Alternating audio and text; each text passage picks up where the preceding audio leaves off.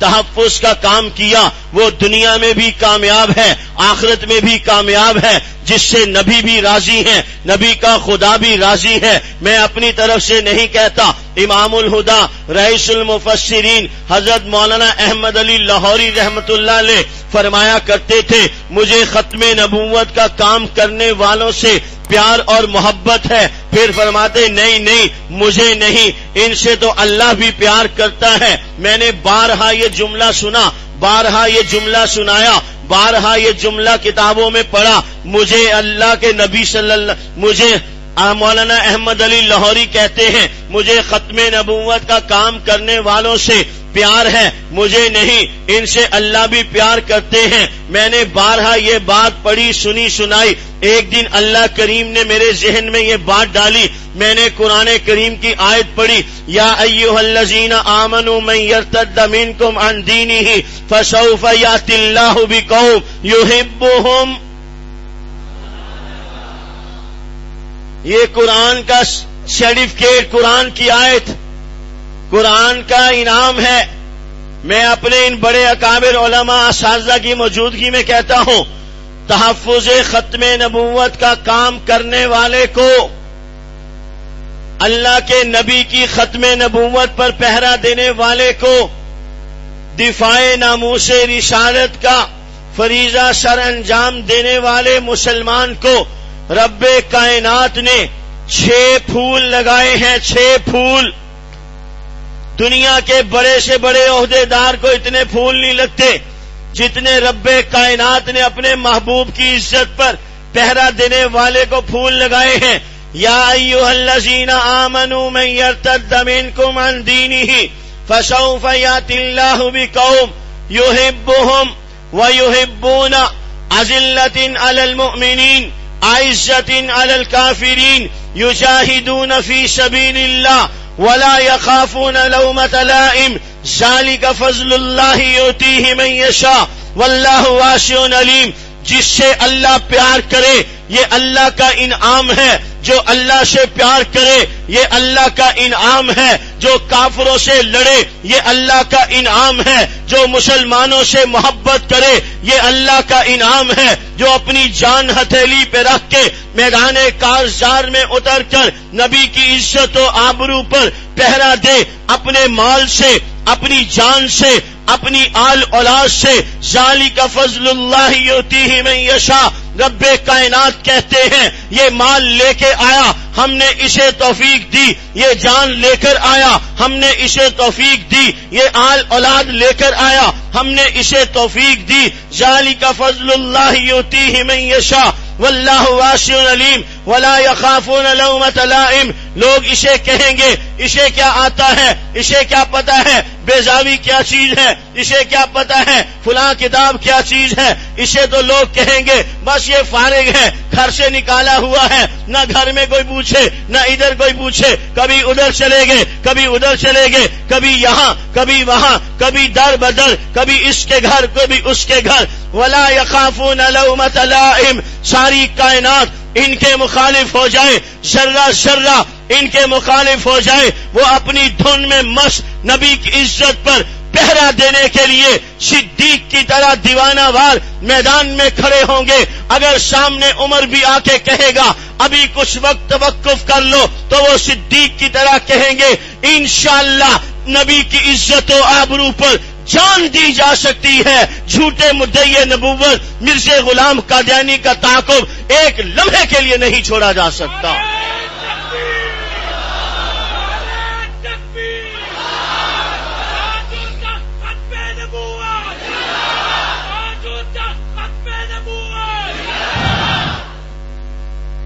بات بھی سمجھ میں آ رہی ہے؟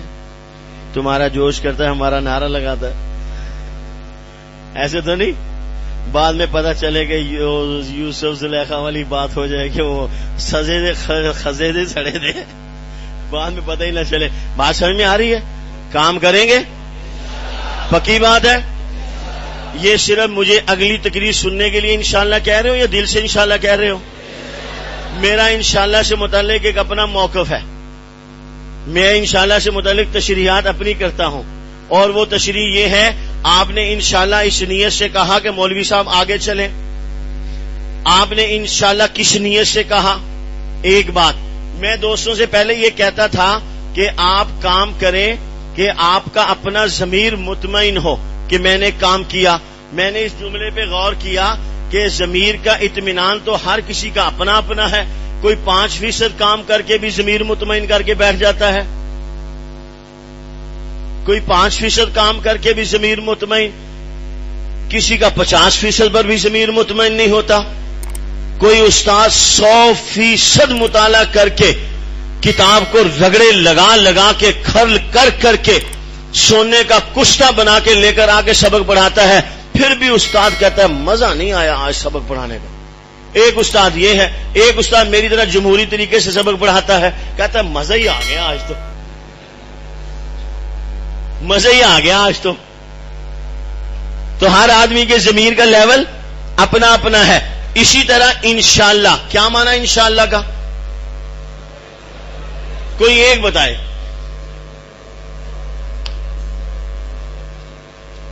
انشاءاللہ کا کیا مطلب؟ نہیں, مطلب مانا کیا انشاءاللہ کا؟ اللہ نے چاہا تو میں تو ریڈی ہوں انشاءاللہ, اگر اللہ نے چاہا. ٹھیک ہے, یہی مانا کرتے ہیں نا استاد جی, اگر اللہ نے چاہا. اب آپ کی چاہت یہاں ہے 0%, تو اوپر سے توفیق بھی 0 ہے. اوپر سے توفیق بھی 0 ہے. یہاں چاہت ہے 5% کام کرنے کی, توفیق بھی 5% ہے. یہاں انشاءاللہ 50% ہے تو توفیق بھی 50% ہے. یہاں انشاءاللہ 100% ہے تو اللہ تعالی کی طرف سے پھر توفیق بھی 100%. استاد جی ٹھیک کہا, غلط تو نہیں کہا؟ جتنی آپ کے یہاں طلب ہوگی, جتنی یہاں تڑپ ہوگی, اتنی اللہ کی طرف سے توفیق ہوگی. یہاں تڑپ طلب نہیں تو خدا کی قسم لکھ لو یہ بات, اللہ کی طرف سے توفیق نہیں. میں نے قسم کھائی ہے. جتنی آپ کو ختم نبوت کا کام کرنے کی یہاں طلب ہوگی, فتنہ قادیانیت کے سامنے کھڑے ہونے کی جتنی جستجو طلب تڑپ ہوگی, اتنی اللہ آپ کو توفیق دیں گے. آپ بھی ٹر کھائیں گے, اوپر سے بھی ٹر کھا دیا جائے گا. میں نہیں کہہ رہا, میں صاف صاف لفظوں میں آپ کو بتا رہا ہوں. فذکرونی, آپ استادوں سے پوچھ لو, شیخ بھی بیٹھے ہیں. فذکرونی اذکرکم, تم یہاں یاد کرو گے, ہم تمہیں وہاں یاد کریں گے. حکیم الاسلام قاری محمد طیب قاسم صاحب فرماتے ہیں فذکرونی اذکرکم, تم ہمیں 5 منٹ یہاں یاد کرو گے, ہم تمہیں وہاں 5 منٹ یاد کریں گے. تم یہاں آدھا گھنٹہ یاد کرو گے, ہم تمہیں وہاں آدھا گھنٹہ یاد کریں گے. تم گھنٹہ یاد کرو گے, آسمان پر تمہاری یاد گھنٹہ قائم کر دی جائے گی. تم 24 گھنٹے یاد رکھو گے, آسمان پر تمہیں 24 گھنٹے یاد رکھا جائے گا. فذکرونی اذکرکم, تم یاد کرو گے, ہم یاد کریں گے. ومن اعرض عن ذکری فإن له معیشۃ ضنکا ونحشرہ یوم القیامۃ اعمی. تم نے یاد کیا, ہم نے یاد کیا. تم نے بھلا دیا, ہم نے بھلا دیا. تم نے دل میں نبی کی عزت کے لیے ٹھان لی ہے, اللہ توفیق دیں گے. جاؤ, میں یوں نہیں کہتا. علامہ انور شاہ کشمیری کو دیکھو, پیر مہر علی شاہ کو دیکھو. خدا کی قسم میں دیکھتا ہوں, سوچتا ہوں, پڑھتا ہوں, یہ اس دور کے بندے تھے. ابھی 100 سال پہلے گزرے ہیں. صحابہ کے دور کے نہیں, تابعین کے دور کے نہیں, تبع تابعین کے دور کے نہیں, ائمہ مجتہدین کے دور کے نہیں. یہ ابھی 1 صدی گزری ہے. پیر مہر علی شاہ صاحب کو, علامہ سید محمد انور شاہ کشمیری کو, مگر ان کا ایمان دیکھیں, یوں لگتا ہے جیسے اصحاب پیغمبر کے زمانے کے لوگ اٹھ کے اس زمانے میں آ گئے ہیں. پیر مہر علی شاہ صاحب کے سامنے مرزا غلام قادیانی کے چند گماشتے آئے, آ کر کہنے لگے ہم نے آپ سے مباہلہ کرنا ہے, ہم نے آپ سے مناظرہ کرنا ہے. مرزا قادیانی کی صداقت پر ہم آپ سے مناظرہ کریں گے, مباہلہ کریں گے. مرزا بھی چیلنج دیتا رہا, میں نبی ہوں, میرا دعویٰ یہ ہے کہ میں نبی ہوں, میں اس نبوت کا دعویٰ کر کے آپ کے ساتھ مناظرہ کروں گا. آپ کے ساتھ مباہلہ کروں گا. ایک مرتبہ مرزا غلام قادیانی نے, توجہ کیجئے گا, 13 صدیوں کے بعد آنے والے محمد الرسول اللہ کے ایک امتی کے ایمان کا اندازہ لگائیے گا. پھر 13 صدیوں پہلے اصحاب پیغمبر کے ایمان کو دیکھیے گا کہ جنہوں نے نبی کو اپنی آنکھوں سے دیکھ کے محمد کا کلمہ پڑھ لیا. پھر خدا کی قسم ان کے سامنے دہتے ہوئے انگارے اصحاب اس کے اندر سے گزر گئے, ان کے سامنے کھولتا ہوا تیل اصحاب کو ان میں ڈال دیا گیا.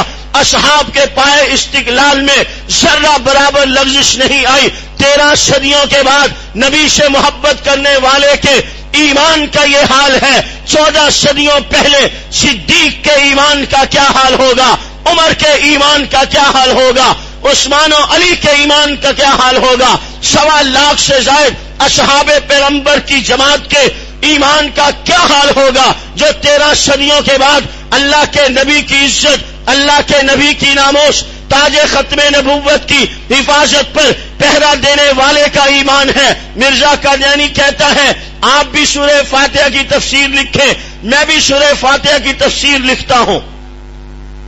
جو تفسیر عوام میں پذیرائی اختیار کر جائے, علماء میں مقبولیت اختیار کر جائے, وہ تفسیر صحیح, لکھنے والا صحیح, اس کا دعویٰ صحیح.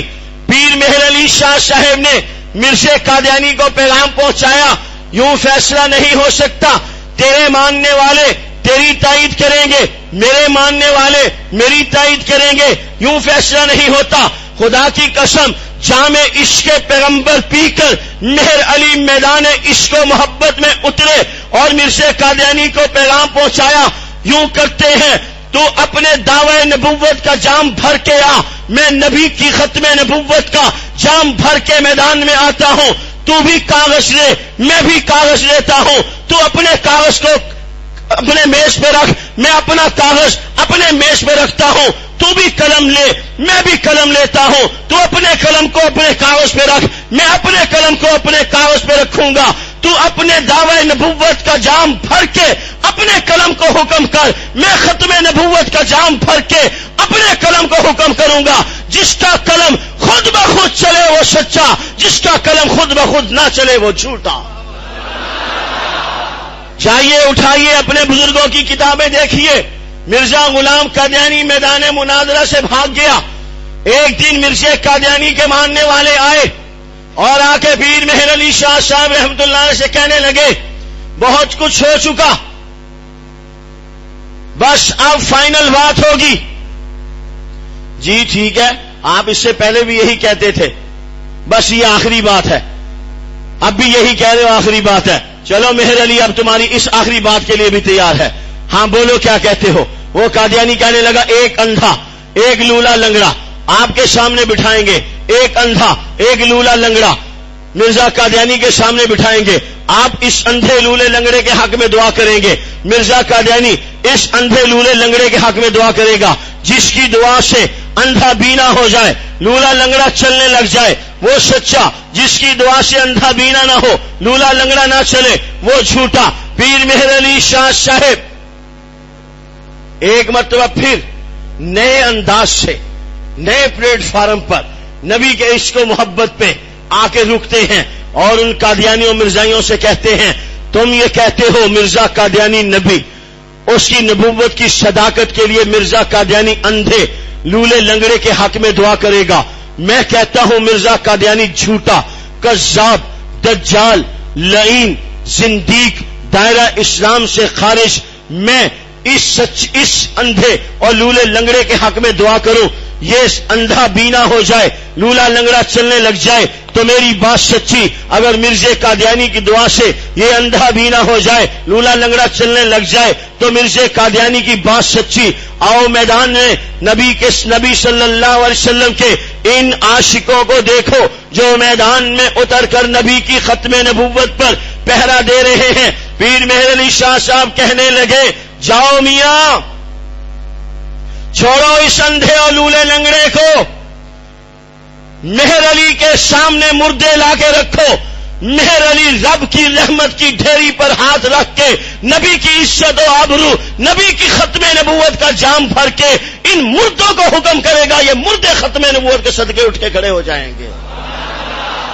یہ کام کیا انہوں نے۔ من المؤمنین رجال صدقوا ما عاهدوا الله علیہ فمنهم من قضى نحبه ومنهم من ينتظر۔ وقت گزرتا گیا، علماء کام کرتے گئے، عوام الناس اپنا حصہ ملاتے رہے، یہاں تک کہ 7 ستمبر 1974 کو نیشنل اسمبلی آف پاکستان نے قادیانیوں کو غیر مسلم اقلیت قرار دے دیا۔ جناب ذوالفقار علی بھٹو نے دستخط کر دیے۔ مرزا غلام قادیانی اور اس کے ماننے والے مسلمان نہیں، آپ بھی ہاتھ اٹھا کے لہرا کے پوری قوت اور طاقت سے میرے ساتھ کہیے، مرزا غلام قادیانی اور اس کے ماننے والے مسلمان نہیں، ایسے نہیں، پوری جان اور پوری طاقت سے مرزا غلام قادیانی اور اس کے ماننے والے مسلمان، مرزا غلام قادیانی اور اس کے ماننے والے مسلمان نہیں ہیں۔ انہوں نے اپنے حصے کا کام کیا۔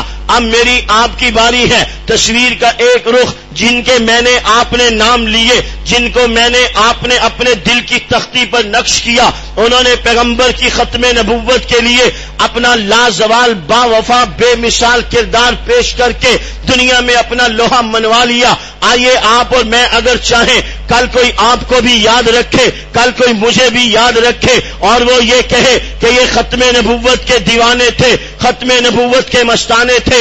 آج پیر مہر علی بھی زندہ ہے، آج عطا اللہ شاہ بخاری بھی زندہ ہے، آج محمد یوسف بن نوری بھی زندہ ہے، آج خواجہ خواجگان خواجہ خان محمد بھی زندہ ہے، آج مولانا مفتی محمود بھی زندہ ہے، آج مولانا غلام غوث ہزاروی بھی زندہ ہے۔ یہ کیسے زندہ ہیں؟ ان کا مشن زندہ ہے، ان کی تڑپ زندہ ہے، ان کی کڑن زندہ ہے، ان کی لگن زندہ ہے، جذبہ عشق و محبت زندہ ہے، نبی کی عزت پر مر مٹنے کا جذبہ زندہ ہے۔ جب تک امت کے اندر یہ جذبہ زندہ رہے گا، یہ امت اسی طرح اپنے نبی کی عزت و آبرو پر پہرا دیتی رہے گی انشاءاللہ۔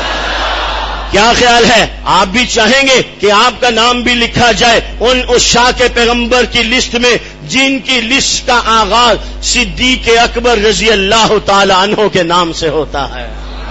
سب سے پہلے محافظ ختم نبوت صدیق اکبر ہے۔ آج کے زمانے میں جو یہ چاہے کہ ان عشاق کی لسٹ میں اس کا بھی نام آ جائے، مجھے آپ کو چاہیے کہ میں اور آپ اللہ کے نبی کی عزت و آبرو پر پہرا دینے کے لیے اپنا نام اس لسٹ میں لکھوا لیں، جیسے میرے آپ کے بڑوں نے لکھوایا۔ آج بھی الحمدللہ آپ کی میری جماعت عالمی مجلس تحفظ ختم نبوت، اس کے علماء، اس کے رفقا، اس کے خدام، جمعیت علماء اسلام کے اکابرین تحفظ ختم نبوت پر جیتی جاگتی زندہ تصویر بن کے پہرا دے رہے ہیں۔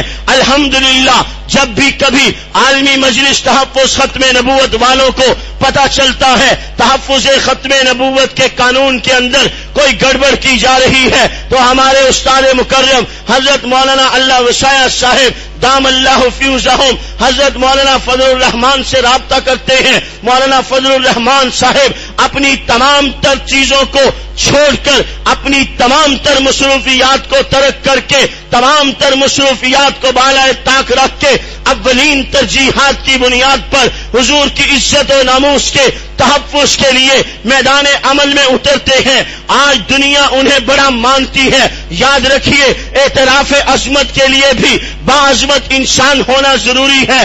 آج میں مولانا فضل الرحمان سے متعلق کوئی 2 جملے کہوں گا تو کوئی بڑی بات نہیں ہے۔ مولانا فضل الرحمان کے متعلق مفتی تقی عثمانی 2 جملے کہیں، بڑی بات ہے۔ مولانا فضل الرحمان سے متعلق خواجہ خان محمد ساتھ کھڑے رہے تو بڑی بات ہے۔ اعتراف عظمت کے لیے آپ مانے نہ مانے، میں مانوں نہ مانوں، کوئی تسلیم کرے نہ کرے، جسے رب کائنات نے عزت دی ہے اسے عزت مل کر رہے گی، کوئی تسلیم کرے نہ کرے۔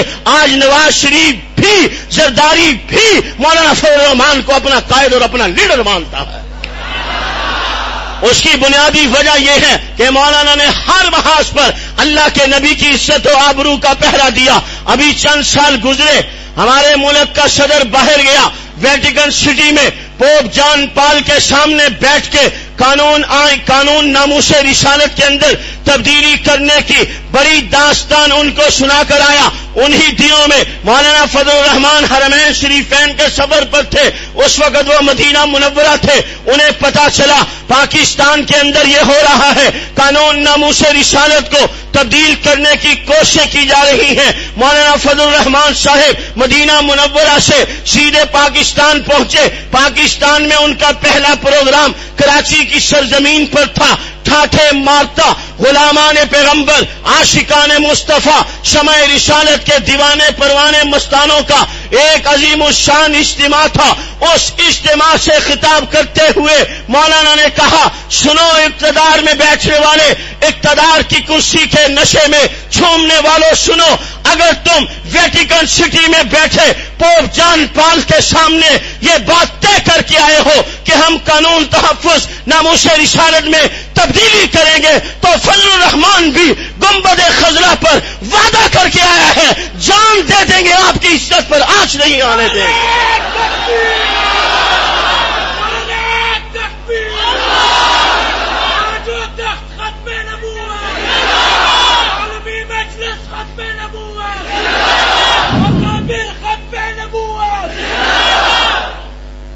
آج زندہ باد اس لیے ہے کہ انہوں نے کوئی کام کیا ہے، وگرنہ جنہوں نے ختم نبوت کا کام خراب کیا ہے ان کے لیے مردہ باد کی صدائیں بھی لگتی رہی ہیں۔ جاؤ جا کے نبوت سے وفاداری کی، رب نے دنیا بھی ان کی بنا دی، آخرت بھی ان کی بنا دی۔ جنہوں نے ختم نبوت سے غداری کی، رب کائنات نے مرنے سے پہلے آخرت کا انجام انہیں دنیا میں دکھا دیا، ذلیل و رسوا کر دیا۔